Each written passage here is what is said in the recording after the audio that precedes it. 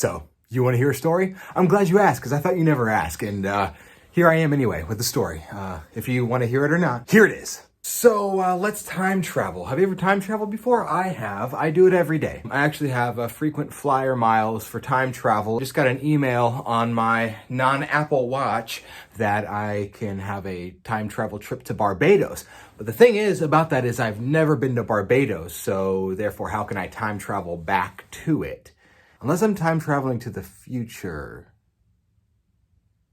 Let's travel back in time, the vortex of time, back to 1998. 1998. You weren't born yet. Well, depending upon who you are, you might have been born. Several of you, more than likely, were not born yet. What was going on in 1998? I'll tell you what was going on in 1998. Pastor Josh was living in, where was I? Indiana. I was in Indiana. The abbreviation for Indiana is IN. I was in.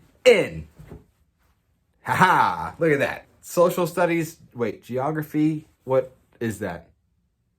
Math?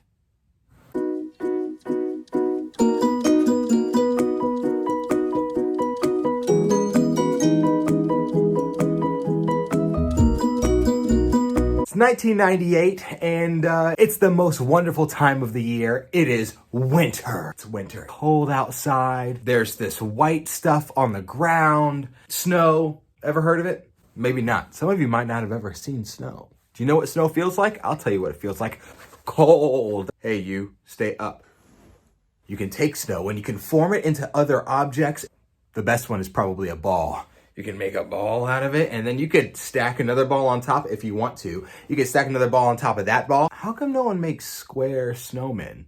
That seems so much more structurally sound. Who do I have to talk to about that? The cool thing about snow is that sometimes we have snow days.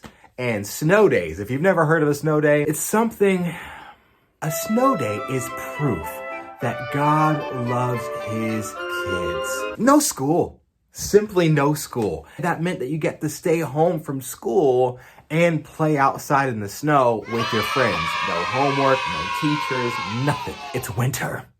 And guess what? Little Pastor Josh is out of school because it's holiday break. A 2-week snow day break. I'm chilling at home, imagination stuff going on in my head because I'm an only child. Playing with the cat, Bogart. Bogart, miss you, man. Miss you. We had a dog at that time too. I think it might have been Hercules. The dog was like this big. He broke his chain like twice, 3 times maybe. He was superhuman. I think Hercules in the backyard with all that barking, I think that was his way of going Super Saiyan. Back to the story. I'm inside the house.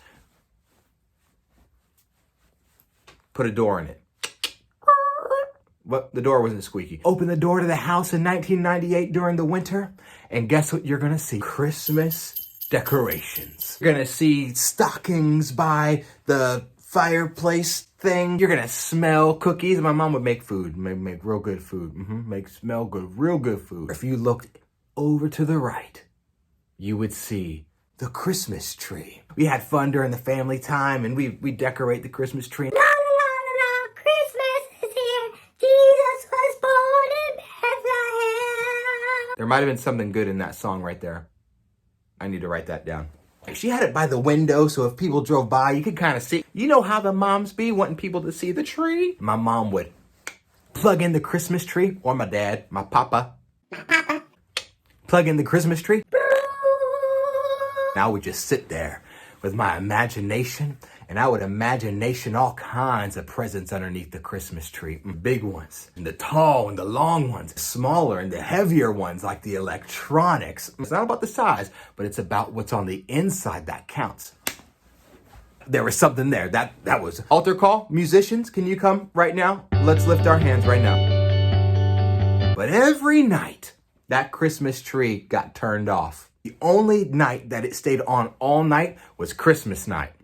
Yeah. I think I might have been in the kitchen doing something, I don't know. And my mom was like, Josh! Yeah, Mom. Uh-huh. I can do that. I meander over to the Christmas tree, soaking it all in. Because you didn't have to unplug the tree. You could just click the button and the lights would they turn off. I look at the button, I'm like, I'm not a button man. Nope, not tonight. I'm not risking it. Nope, my mom wanted me to do something. I'm gonna do it right. I'm gonna make sure this tree stays off. I unplug the Christmas tree. And I did it good.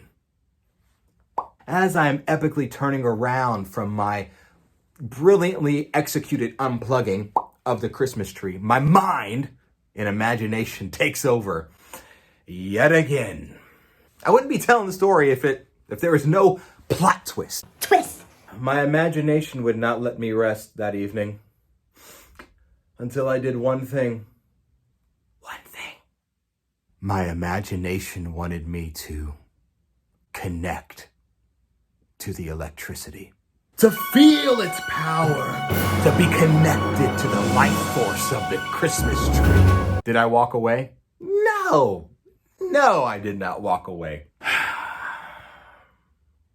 Now, I'm not going to tell you what I did, because I do not advise it to anyone. But I became connected to the electricity that evening. And I just kind of stood there like this.